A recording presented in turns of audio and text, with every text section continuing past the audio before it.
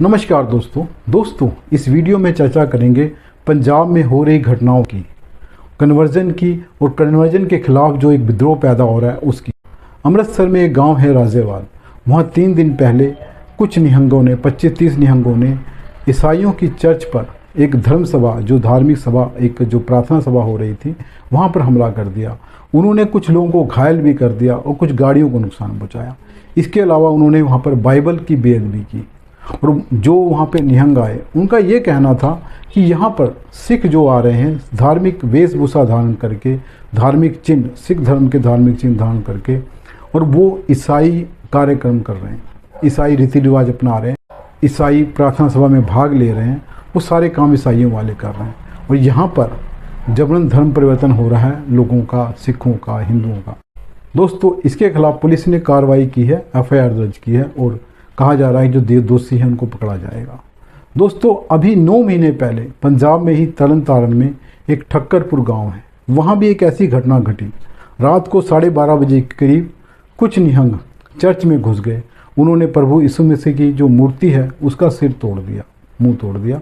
इसके अलावा माता मरियम के सर को भी तोड़ दिया गया जो उनकी मूर्ति थी, और इसके अलावा तोड़फोड़ की गई चर्च में। इसके खिलाफ भी कार्रवाई की गई। करीब 150 लोगों के खिलाफ FIR दर्ज की गई। 9 महीने पहले जो एक घटना घटी थी तरन तारण के ठक्करवाल गांव में, उस घटना को जो अकाल तख्त के जत्थेदार हैं ज्ञानी हरप्रीत सिंह जी, उनके उस बयान से जोड़कर देखा गया जिसमें उन्होंने कहा था कि ईसाई मिशनरियाँ जो हैं, जो चर्च वाले हैं, वो पंजाब में हिंदुओं का, सिखों का और दलित समाज के लोगों का जबरन धर्म परिवर्तन करा रहे हैं। उनका कहना था कि इसको रोकने की कोशिश करनी चाहिए। जब ये घटना घट गई तो 150 लोगों के खिलाफ, जिन लोगों के खिलाफ FIR दर्ज की गई, उनके साथ भी ज्ञानी हरप्रीत सिंह जी खड़े हो गए। उनका कहना था कि इन्होंने अपने धर्म के लिए काम किया है और इनको छोड़ दिया जाना चाहिए। उन्होंने इसमें केंद्र सरकार को भी दखल देने की मांग की थी कि केंद्र सरकार इस मामले में दखल दे और कार्रवाई करे। दोस्तों, पंजाब से चलते हैं छत्तीसगढ़। छत्तीसगढ़ में नारायणपुर एक जगह है, वहाँ पर आदिवासी समाज के 30 गांवों का आपस में झगड़ा चल रहा था। 30 गांव के लोग एक दूसरे की जान के दुश्मन बने हुए थे, और वो जो लोग थे वो आदिवासी थे दोनों तरफ के। एक वो लोग थे जिनका धर्म परिवर्तन करके ईसाई बना दिया गया था, और एक वो थे जो अपने मूल धर्म में थे, हिंदू धर्म में थे। दोस्तों, उन दोनों समाजों का, दोनों समुदायों का ज़बरदस्त तरीके से झगड़ा चल रहा था, और इतनी ज़बरदस्त हिंसा हो रही थी कि पुलिस से भी नियंत्रण में नहीं आ रही थी। दोस्तों, वहाँ पर जो मूल निवासी हैं, जो मूल आदिवासी लोग हैं, वो जो धर्म परिवर्तन करके गए लोग हैं, उनका सामाजिक बहिष्कार कर रहे थे। उनको अपने गांव में घुसने नहीं दे रहे थे, उनके साथ मारपीट कर रहे थे, उनको पूजा स्थलों में या फिर शमशान घाट में, कब्रिस्तान में आने नहीं दिया जा रहा था। उनके साथ हर तरह का रिश्ता ख़त्म किया जा रहा था। इसी तरह दोस्तों, मणिपुर में भी आजकल ज़बरदस्त हिंसा चल रही है। हालांकि अब जो हिंसा चल रही है, जो वायलेंस हो रही है, उसका कारण आरक्षण है, रिजर्वेशन है। क्योंकि जो मैतेई समाज है वो चाहता है कि उसे भी ST के अंतर्गत, अनुसूचित जनजाति के अंतर्गत आरक्षण दिया जाए, और जो दूसरा आदिवासी समाज है, कुकी और नागा जो आदिवासी हैं, वो चाहते हैं कि इसमें मैतेई समाज को ना आने दिया जाए। लेकिन वहाँ भी धर्म परिवर्तन एक मुद्दा है, क्योंकि जो मैतेई समाज है वो हिंदू है, और जो आदिवासी समाज है वो अपना धर्म परिवर्तन कर कर हिंदू से आज ईसाई बन चुके हैं। तो वहाँ भी दोस्तों एक झगड़ा यही चल रहा है। इसके अलावा देखें दोस्तों, दक्षिण भारत में आजकल, दक्षिण भारत और बंगाल में जो फिल्म रिलीज हुई है अभी, केरला स्टोरी, वो धर्म परिवर्तन को लेकर बनाई गई है। उसका भी ज़बरदस्त तरीके से विरोध हो रहा है। दोस्तों, वहाँ पर इस फिल्म का विरोध इसलिए हो रहा है कि वो धर्म परिवर्तन की सच्चाई को सामने ला रही है। और दोस्तों, अभी बिहार में बाबा बागेश्वर एक हिंदू संत हैं, वो वहाँ पर गए एक अपनी धार्मिक सभा करने के लिए, कीर्तन करने के लिए, जो वो कथा वगैरह करते हैं उसके लिए।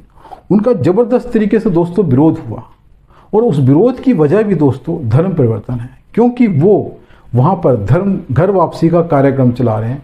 जो लोग हिंदू धर्म छोड़कर दूसरे धर्म में चले गए, ईसाई बन गए या मुस्लिम बन गए, उनको वो अपने धर्म में वापस ला रहे हैं। इस कारण उनका ज़बरदस्त तरीके से वहाँ विरोध हो रहा है, और कारण कुछ कुछ बताए जा रहे हैं, लेकिन वास्तविक विरोध यही है कि वो धर्म परिवर्तन के खिलाफ काम कर रहे हैं।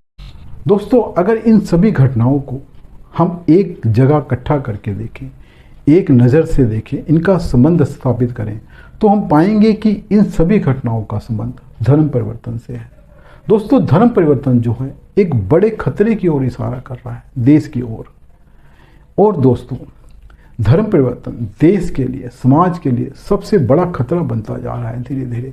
दोस्तों, जो लोग ये धर्म भाईचारे की बात करते हैं, धार्मिक सद्भाव की बात करते हैं, जो मोहब्बत की बात करते हैं, यही लोग धर्म परिवर्तन का समर्थन करते हैं, धार्मिक आज़ादी की बात करते हैं। धार्मिक आज़ादी है, उसका कोई विरोध नहीं है, लेकिन दूसरे लोगों का लालच में या किसी जबरन तरीके से या और धोखे से धर्म परिवर्तन करके अपने धर्म में लाया जाए, दूसरे धर्म की बुराई की जाए, तो वो दोस्तों गलत है। वो संविधान का दुरुपयोग है, कानून का दुरुपयोग है, अधिकार का दुरुपयोग है। क्योंकि अधिकार मिला है अपना धर्म प्रचार करने का, अपने धर्म की बात कहने का, दूसरे धर्म की बुराई करने का नहीं है।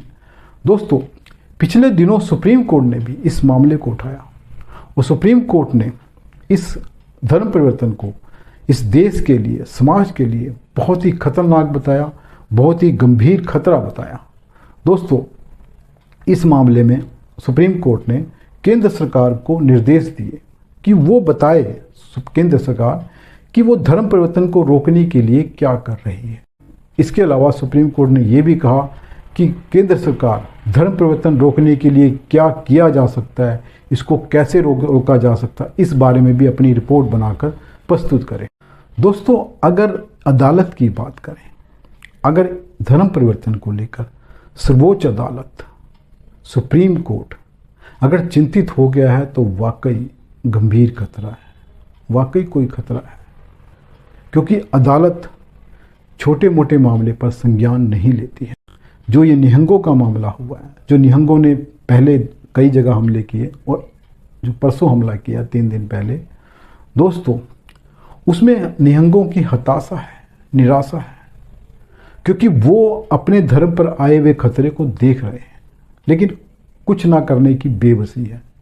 तो वो जानते हैं कि इस तरह से धर्म परिवर्तन करके सिख धर्म को नुकसान पहुंचाया जा रहा है, लेकिन वो करें क्या। तो उनके पास जो भी रास्ता है उन्होंने उसको अपनाया। हालांकि धर्म परिवर्तन को इस तरह से किसी धार्मिक स्थल पर या किसी सभा पर हमला करने से रोका नहीं जा सकता। ये उल्टा नुकसान पहुंचाएगा निहंगों को, सिखों को। क्योंकि दोस्तों, जो ईसाई मिशनरियाँ हैं उन्हें इस घटनाओं के कारण विक्टिम कार्ड खेलने का मौका मिलेगा। वो सिर्फ पंजाब में नहीं, भारत में नहीं, पूरी दुनिया में ये प्रचार करेंगे कि भारत में, पंजाब में उनके ऊपर, उनके धार्मिक स्थलों पर, उनकी धार्मिक सभाओं पर हमला किया जा रहा है, उनको अपना धार्मिक कार्यक्रम करने से रोका जा रहा है। भारत में धार्मिक आज़ादी को खतरा पैदा हो गया। वैसे भी इस देश में जो दुष्प्रचार है पूरी दुनिया में इस देश को लेकर किया जाता है, हिंदू धर्म को किया जाता है, सिख धर्म के खिलाफ भी किया जाएगा। वैसे भी दोस्तों, किसी के धार्मिक स्थल पर, धार्मिक सभा पर, वो धार्मिक चिन्ह पर हमला करने की इजाज़त इस देश का समाज नहीं देता, देश नहीं देता, कानून नहीं देता, संविधान नहीं देता। और इस तरह की कार्रवाई ठीक नहीं है, इसका पूरी दुनिया में गलत मैसेज जाता है। लेकिन दोस्तों, इस घटनाओं के कारण क्या हम धर्म परिवर्तन की अनदेखी कर सकते हैं? वास्तव में दोस्तों, निहंगों ने जो बात कही है वो बड़ी गंभीर है। उन्होंने, ठीक है, उन्होंने गलत कार्रवाई की, लेकिन उन्होंने जो बात कही है वो सही है और बहुत गंभीर है। उनका कहना है कि वहाँ पर सिख वेशभूषा धारण करके और सिख जिन धारण करके लोग ईसाई धर्म सभा में भाग ले रहे थे, प्रार्थना कर रहे थे, यानी कि ईसाई बन चुके हैं लेकिन सिख बने। वास्तव में दोस्तों, ईसाई मिशनरियों की एक नई रणनीति है, बहुत ही खतरनाक और बहुत ही गुप्त रणनीति है।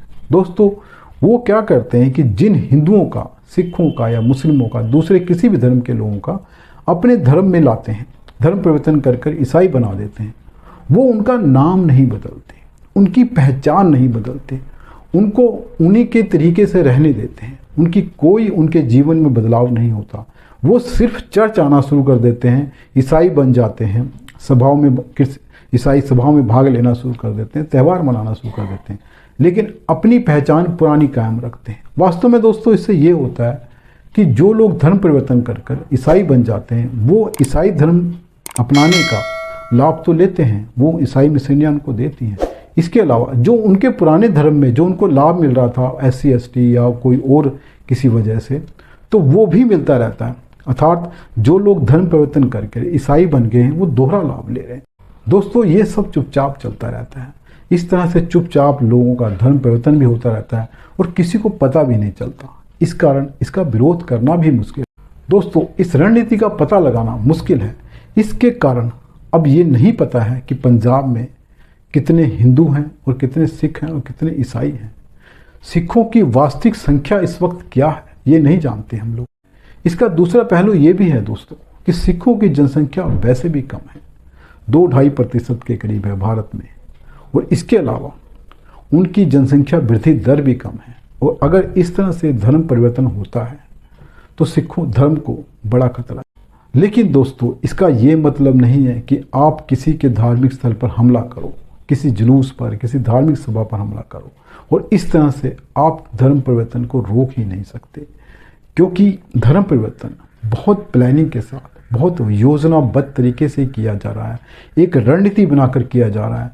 तो इसको रोकने के लिए इस तरह से अचानक कोई कदम उठाकर नहीं रोका जा सकता। इसको रोकने का भी वही तरीका होगा जो इसको फैलाने का तरीका है। दोस्तों धर्म परिवर्तन के लिए ईसाई मिशनरियां बड़े ज़बरदस्त तरीके से प्लानिंग करती हैं, योजनाबद्ध तरीके से अपने जगह का चुनाव करती हैं, जिला चुनती हैं, राज्य चुनती हैं, गांव चुनती हैं, मोहल्ला चुनती हैं। फिर वो लोगों को चुनती हैं कि किन लोगों पर टारगेट फिक्स किया जा सकता है, कौन लोग हैं जिन्हें अपने धर्म में लाया जा सकता है। ऐसे नहीं है कि 4 लोग चल पड़े और जगह जगह लोगों को कह रहे हैं ईसाई बन जाओ, क्रिश्चियन बन जाओ, आओ हमारे धर्म में आ जाओ, तुम्हारा धर्म खराब है। ऐसा कुछ नहीं है।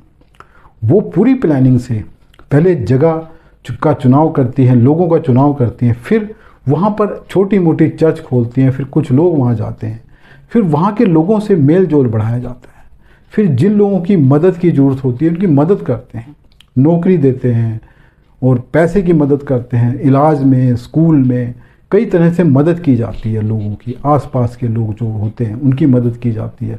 फिर उस मदद के बाद धीरे धीरे उनको उनके ही धर्म के खिलाफ भड़काया जाता है। फिर इस तरह से उनके धर्म के खिलाफ भड़काकर उन्हें अपने धर्म की कार्यक्रमों में, उनकी सभाओं में भाग लेने के लिए बुलाया जाता है कि आइए हमारे धर्म में देखिए क्या होता है। फिर धीरे धीरे उनको ब्रेन वॉश करके अपने धर्म में ले लिया जाता है। इसके अलावा उन्हें चंगाई सभाओं में बुलाया जाता है जहां उनके सारे दुख दर्द दूर करने का दावा किया जाता है, हर बीमारी से दूर करने का दावा किया जाता है। प्रभु से प्रार्थना करके उनके हर तरह के दुख दर्द दूर कर दिए जाते हैं, ऐसा दावा किया जाता है। और लोगों को लगता है कुछ अच्छा तो वो धर्म परिवर्तन करते हैं। लोगों का प्रेम और विश्वास जीतकर फिर अपने धर्म में लाया जाता है। दोस्तों धर्म परिवर्तन के खिलाफ किसी भी राजनीतिक दल, संगठन और मीडिया की आवाज़ नहीं आती। दोस्तों वास्तव में ये होता है कि जो धर्म परिवर्तन के खिलाफ खड़ा होता है उसका मुंह पैसों से बंद कर दिया जाता है, क्योंकि धर्म परिवर्तन के लिए बिलियंस डॉलर आ रहे हैं, बहुत पैसा आ रहा है बाहर से, तो उस पैसे का इस्तेमाल धर्म परिवर्तन के लिए तो किया जाता ही है।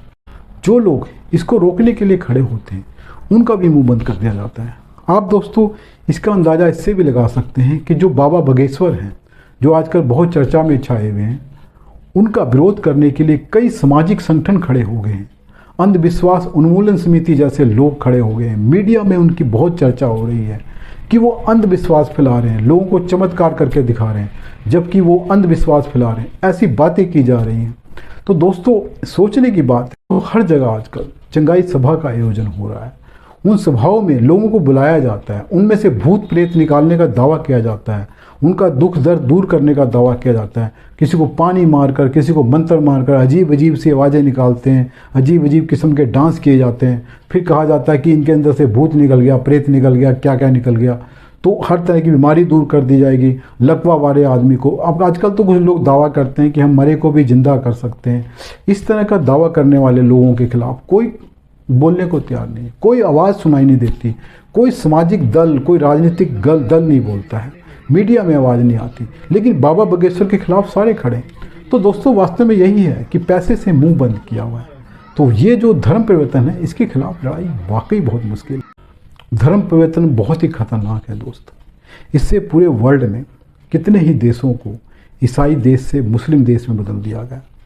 ऐसे ही कई मुस्लिम देशों को ईसाई देश में बदल दिया गया। हमारे देश में दोस्तों जो नॉर्थ ईस्ट है उसको ईसाई बहुल बना दिया गया है। मेजॉरिटी ऑफ जो धर्म है वहाँ पर है वो क्रिश्चियन है, पहले हिंदू धर्म था।